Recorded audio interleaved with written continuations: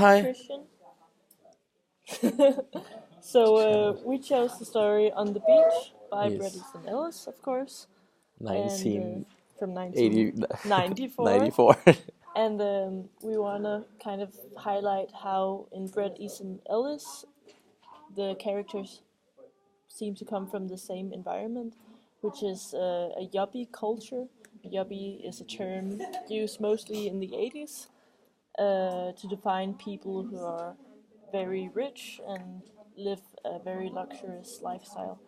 Um, and we want to talk about how that lifestyle affects the characters in the stories and how it removes all kind of true value in their life because they have it so easy and they have everything given to them. Yes. Yeah, and they have it pretty easy. If we look at Nietzsche, we could say that I know their lives are godless. They don't have any God, and they have no morals. So they kind of just move with emotions. They don't have anything particular that they want. They just kind of live, and that's why I don't know. They all seem meaningless. Yeah. Kind of like that in the at a still point, Yeah, going through the motions, yeah. but not having anything to go They never towards. stop up and talk about what happened or Yeah. yeah. Anyway, and that's kind of throughout the text and on a beach, on the beach. Um, Yes. a blind person dreaming is mentioned. She's the first one mentioning it. But it's this kind of metaphor for like trying to do something you can't. Like a blind person trying to dream is kind of like what she's doing. She's trying to live her life even though she has cancer. She's trying to smoke, but she can't anymore. She's sitting on the beach trying to get some energy from the sun, I guess. Trying to look at the waves, looking at the motions, but she can't live as she used to live. She has no joy.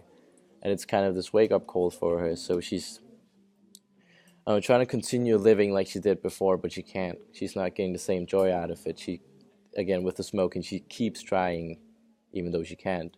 There was something with a Madonna tape too.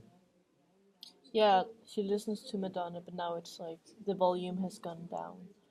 Yeah. So She even speaks with a lower voice. so And like she's in denial by still living the life that she had before she had cancer.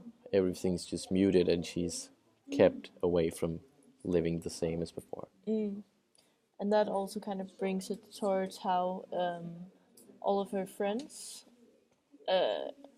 maybe not the narrator, but all of the other friends are living in the aesthetic because they're still living the life that they used to live with her, with all like with drugs and driving fast cars and all that. And you can really see it by the way that they're speaking about her. Like one guy says she looks pretty shitty towards the woman who has cancer, and then the main character is like, dude, she has cancer. She's supposed to look shitty. And he's like, yeah, but she still looks pretty shitty. So it's all about looking good and doing drugs and all the superficial stuff. And then the main character, you can kind of discuss whether or not he's in the ethnical or ethical or the Very what's it ethnic. called? Philistine. Ethical, Philistine, Philistine. Philistine. Yeah, because on one hand he kind of contemplates and reflects on some of his choices, like he contemplates whether or not he should leave, whether or not he should stay, and he also feels some kind of responsibility towards the woman who has cancer. But then on the other side, he never makes a real choice in the end, because we don't think he ends up leaving, even though he said he would. Because in the end, he talks about how what was it, maybe whether or not Mona should make dinner reservations, whether or not Griff should go. He's talking like he's forgotten all about his choice. Yeah, if they'll call back, and Yeah, so he's and not leaving. exactly. And all of the people in the aesthetic. Yeah, they kind of want him to live the same life as them. They want him to rejoin the aesthetic, I guess. Yeah.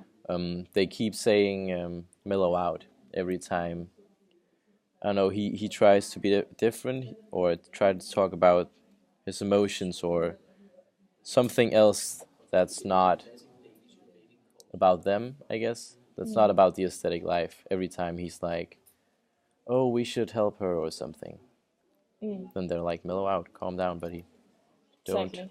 And then the difference between them and him is that they don't care at all. They're indifferent to everything. Yeah, like the part Wow. where they're sitting on the beach, and he's like, "Oh, they probably won't come anyway," and they sit there and Yeah, towards him and the girl with cancer. yeah, because he knows that they don't wanna They don't have anything care. to do with her. Yes. Okay. Goodbye.